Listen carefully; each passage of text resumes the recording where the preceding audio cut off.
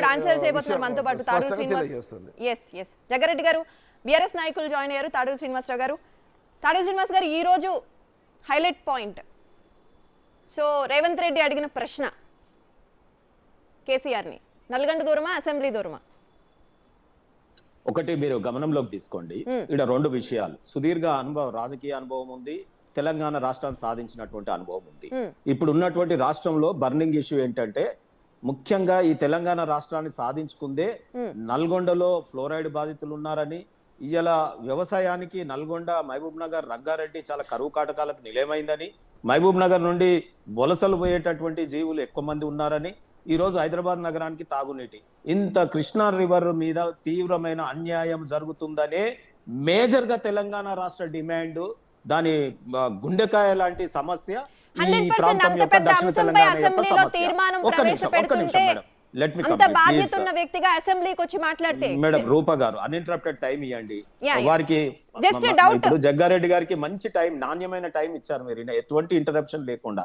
Current interruption ఉంది, చెప్తున్నాను, అదే చెప్తా ఉన్నాను కదా. మీరు అడిగిన ప్రశ్నకే నేను సమాధానం చెప్తున్నా. అయితే అసెంబ్లీలో ఓట్ ఆన్ అకౌంట్ బడ్జెట్ మీద చర్చ జరగాల్సింది, అక్కడ కూడా ఇరిగేషన్ పద్ధతులు వచ్చినప్పుడు ఇరిగేషన్ మీద చర్చ చేపట్టొచ్చు. ఇవాళ బీసీల యొక్క సమగ్ర కుల గణనకు అక్కడ చట్టం చేయాలి, దానికి నిధులు కేటాయించాలనే డిమాండ్ బయట ఉవ్వెత్తున లేస్తా ఉంది. బీసీ సామాజిక వర్గాలన్నీ కూడా ఇవాళ సమగ్ర కుల గణన సర్వే చేయమంటున్నావు, దాని మీద చర్చ చేయాల్సి ఉండే. ఇవాళ అనేక రకమైనటువంటి చర్యలు అక్కడ తీసుకోవాల్సినటువంటి పరిస్థితులు, బడ్జెట్ అలొకేషన్స్ లో అనేక రంగాలకి తీవ్ర అన్యాయం చేసింది. దాంట్లో ముఖ్యంగా విద్యకు కానీ వైద్యానికి కానీ ఇవాళ బీసీలకు కానీ చాలా తీవ్రమైన అన్యాయం బడ్జెట్ లో జరిగింది. దాని మీద అసెంబ్లీలో చర్చ జరగాలి. కానీ ఆగమేఘాల మీద మేము నల్గొండ మీటింగ్ డిసైడ్ చేసుకున్నామని, ఎక్కడ కేఆర్ఎంబికి వీరు చేసిన తప్పు బయటపడుతుందని, కేఆర్ఎంబికి వీరు రాతపూర్వకంగా ఒక అధికారి లెటర్ రాస్తే ఆ అధికారి రాసిండు, నేను ముఖ్యమంత్రి రాసిండా, మంత్రి రాసిండా అంటే ఇవాళ రేపు అధికారులే రాస్తారు. అది దేశంలోని ఇంటర్నేషనల్ ట్రీటీస్ అయినా, బైలాటరల్, ట్రైలాటరల్, మెనీ ట్రీటీస్ అయినా, G20 అయినా, అధికారులే ఏమైనా అక్కడ అగ్రిమెంట్లు జరిగితే అధికారులు మార్చుకుంటారు ఫైల్స్. కానీ సిగ్నేచర్స్ కూడా అధికారులు మాత్రమే పెడతారు. ఎక్స్చేంజ్ ఆఫ్ ఫైల్స్ కూడా అధికారులే చేసుకుంటారు. ఇక్కడ రెండు రాష్ట్రాల మధ్యలో జరిగినా లేదా రాష్ట్రంలో ఏమైనా ఒడంబడికలు జరిగినా గానీ అధికారులే రాస్తారు. ఆ రకంగా ఈ కాంగ్రెస్ ప్రభుత్వం యొక్క అధికారి ఒక లెటర్ కేఆర్ఎంబికి హక్కులన్నీ దారాదత్తం చేస్తే దాని మీద మేము ప్రశ్నలు లేవనెత్తితే, ఈ రోజు నెల కింది నుంచే మేము ప్రశ్నలు లేవనెత్తుతా ఉంటే ఉలిక్కి పడి ఆగమేఘాల మీద నల్గొండ తీర్పుకు కౌంటర్ గా అసెంబ్లీలో పవర్ పాయింట్ ప్రెజెంటేషన్, మేడిగడ్డలో పవర్ పాయింట్ ప్రెజెంటేషన్ ఇవన్నీ చేస్తా ఉన్నారు. అయితే ఇక్కడ కేసీఆర్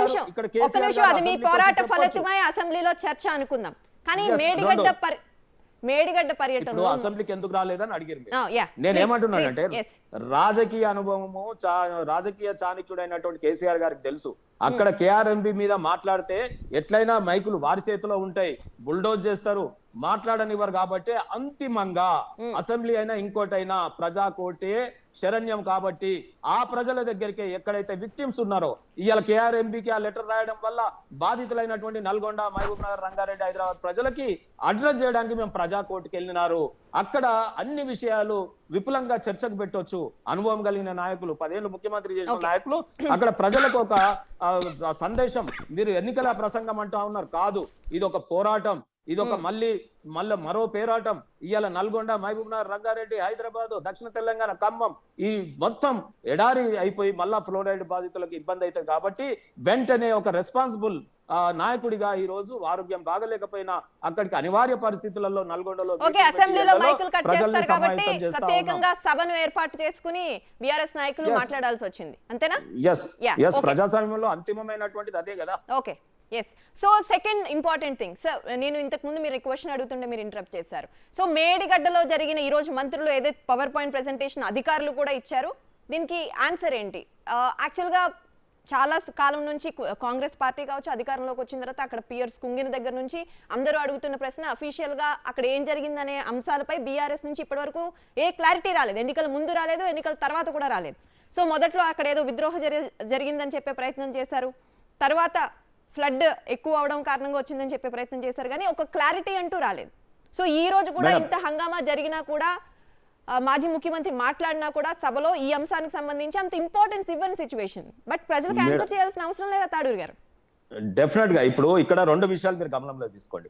మనం ఇవాళ సివిల్ కన్స్ట్రక్షన్స్ ఎట్లా ఉంటాయంటే, ఒక ఇల్లు కట్టిన, పంజగుట్ట ఫ్లైఓవర్ కూలిపోయినా, నార్జుల్ సాగర్ లో ఎర్రర్స్ ఉన్న ఆ రోజులలో, సో అనేక ప్రాజెక్టులలో ఈ రోజు ఎక్కడైనా ఇబ్బందులు వచ్చినా, ఈ రోజు మేడిగడ్డలో కూడా కొన్ని క్రాక్స్ వచ్చినాయని చెప్తా ఉన్నారు. ఆ క్రాక్స్ కానీ, లేకపోతే ఎర్రర్స్ కానీ, లేకపోతే కాంట్రాక్టర్ తప్పు కానీ, అధికారుల తప్పు కానీ ఉంటే చర్యలు తీసుకోమనండి, ప్రాపర్ ఎంక్వైరీ చేయమనండి. కానీ ఈ వంకతో మమ్మల్ని బదలాం చేసేటటువంటి కుట్రకి, ఇటువంటి డ్రామాలకు తెరదీయకండి. ఇవాళ ఎండాకాలము, రైతులకు నీళ్ళు ఇవ్వాలి, ఎల్ఎండికి కానీ మానేరుకు కానీ వెంటనే అక్కడ ఉన్నటువంటి ప్రాణహిత నుంచి కొన్ని నీళ్లు వచ్చినాయి, ఆ నీళ్ళని వెంటనే ఉన్న మిగతా ప్రాజెక్టులో తోడి ఆ నీటిని పంపకం చేస్తూనే ఇక్కడ దీని మీద ఎంక్వైరీ చేసి నిజంగా దోషులు ఉంటే శిక్షించమనండి. ఎవరు కాదంటున్నారు? ప్రజల సొమ్ము, దేశ భవిష్యత్తు, ప్రాజెక్టులు, అసలు మేమే వీఆర్ వెల్కమింగ్ ఎనీ ఎంక్వైరీ అంటున్నాం. ఇక దాన్ని పట్టుకొని బస్సులు కట్టుకొని డ్రామాలు చేసి టీవీలల్లా వారికి డిసెంబర్ 21న ఘటన జరిగితే, సారీ అక్టోబర్ 21న ఘటన జరిగితే ఎలక్షన్స్ అయ్యే వరకు బీఆర్ఎస్ నాయకులు దాని మీద ఎక్కడా క్లారిటీ ఇవ్వలేదు.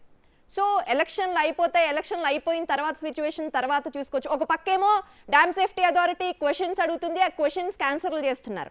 కానీ నాయకులందరూ మీడియా ముందుకు వచ్చి సో బహుశా సీఎం రేవంత్ రెడ్డి అప్పుడు టీపీసీసీ అధ్యక్షుడు రేవంత్ రెడ్డి కావచ్చు, రాహుల్ గాంధీ కావచ్చు, వెళ్ళిన సందర్భంలో జాయింట్కి క్రాక్కి కూడా నాయకులకి తేడా తెలియదా అని సోషల్ మీడియాలో బీఆర్ఎస్ నాయకులు పెద్ద ఎత్తున మాట్లాడడం జరిగారు. సో అక్కడ మీకు నిజంగా ఏం జరిగిందో తెలియక అప్పుడు ఆ పోస్టులు పెట్టారా, లేకపోతే సరే ఎన్నికలు అయ్యే వరకు ఈ అంశాన్ని జస్ట్ ముందుకు గెంటేద్దామనే ఉద్దేశంతో అప్పుడు వాటి మీద స్పందించలేదా? Okay, we are welcoming. ఇప్పుడు మీరు కమిషన్ వేసుకోమంటున్నారు, ఏం జరిగిందో చెప్పంటున్నారు, కాంట్రాక్ట్ సంస్థల మీద చర్యలు తీసుకోవాలని చెప్తున్నారు. బట్ ఆ 2 నెలల కాలంలో ఎందుకు మాట్లాడలేదు? ఇప్పుడు గతంలో మేము ఏం మాట్లాడలేదు. మేము నడిచినా, దగ్గినా, తుమ్మినా మాదే కావాలంటే మీకు ఆన్సర్ చెప్తా ఉన్నాను మళ్ళీ. మేము ఒక పెద్ద ప్రాజెక్ట్ టేకప్ చేసినాం, వరల్డ్ ఫేమస్ ప్రాజెక్ట్ టేకప్ చేసినాం. సో ఆ దాంట్లో ఉన్నటువంటి ఎర్రర్స్ ఏమైనా వచ్చినా, ఏమైనా ఇబ్బందులు వచ్చినా ఆ కాంట్రాక్టర్ బాధ్యులు అవుతారు. ఒకవేళ అధికారులలో పర్యవేక్షణ లేకపోతే గనక, సరి అయిన వారి యొక్క ఇది లేకపోతే వారు ఎంక్వైరీలో బాధితులు అవుతారు. లేదు టోటల్ గా ఇంకేమన్నా ఉంటే గనక సంస్థలు, ఏజెన్సీస్ ఇప్పుడు ప్రభుత్వంలో వారు ఉన్నారు, ఎటువంటి చర్యలకైనా మేము సిద్ధమని చెప్పినాం. ఆ తర్వాత కనీసం మేము అడుగుతున్నది ఏంటంటే, రిపేర్స్ వచ్చినాయి అని టీవీలలో చూపించుకుంటూ టైం పాస్ చేసుకుంటూ బస్సులలో తిరుగుతూ డ్రామాలు చేస్తారా? దాన్ని ఇమీడియట్ రెక్టిఫై చేసి వచ్చిన సమస్యని ఎట్లా సరిదిద్దుతారు అనేది కనీసం అధికారులని అడుగుతారా? లేదా టెక్నాలజీని తెప్పించుకుంటారా? వాటిని ఎట్లా ప్యాచప్ చేస్తారు? ఎట్లా రైతులకు సకాలంలో నీళ్లు అందిస్తారనే మాటలు మాట్లాడతారా? ఇవి కదా చేయాల్సింది. Surabhi drama, why this all Surabhi dramas? బస్సులలో పోడు, ఆడ వచ్చి రేవంత్ రెడ్డి గారు కట్టబెట్టుకొని టీవీలలో చూపించగానే రైతులకు నీళ్లు వార్తాయా? చెయ్యమనండి. ఒకవైపు ఎంక్వైరీ చేయాలి, ఒకవైపు తొందరగా దాన్ని రెస్టోర్ చేసుకోవాలి. ఎందుకంటే హ్యూజ్ ఇన్వెస్ట్మెంట్స్ ఉన్నాయి, ప్రజాధనం ఇన్వెస్ట్మెంట్ చేసాం, దాన్ని వెంటనే రెక్టిఫై చేసుకొని రైతులకు పొలంలో నీళ్ళు ఇచ్చి, ఇగో ఈ ప్రాబ్లమ్స్ వచ్చినా మేము వెంటనే టెక్నాలజీ ఈవెన్ విదేశాలలో ఉన్నది తెచ్చినాం, దాన్ని ఇది చేసేసినాం, రెక్టిఫై చేసినాం, ఇగో రైతులను ఆదుకున్నాం. ఇది కదా ప్రభుత్వాలు చేయాల్సినటువంటి. ప్రజలు ఎన్నుకున్నది దేనికి? మా మీద ఎంతసేపు బురద జల్లడానికి, కక్ష తీర్చుకోవడానికి, మమ్మల్ని మలయం చేయడానికి, రాబోయే ఎంపీ ఎలక్షన్స్ లో మమ్మల్ని బదలాం చేసి మళ్ళీ 4 నెలలుగా నీళ్లు ఆపుకుని కూర్చోవాల్సి వచ్చింది తాడూరు గారు. ఆ 2 నెలల సమయం బహుశా ప్రాజెక్ట్ కట్టింది మీరే కాబట్టి మీకు బహుశా ఆ ప్రక్రియ ఇంకా ఈజీ అయి ఉండేదేమో. అడగమనండి, మమ్మల్ని చెప్తారు కదా. ఇప్పుడు ఈ రోజు హరీష్ రావు గారు ఉన్నారు కదా, వారు చెప్తారు కదా, ఏమైనా సలహాలు కావాలంటే ఇస్తాం కదా. ఓకే, ఎస్ కౌశిక్ రెడ్డి గారు. సో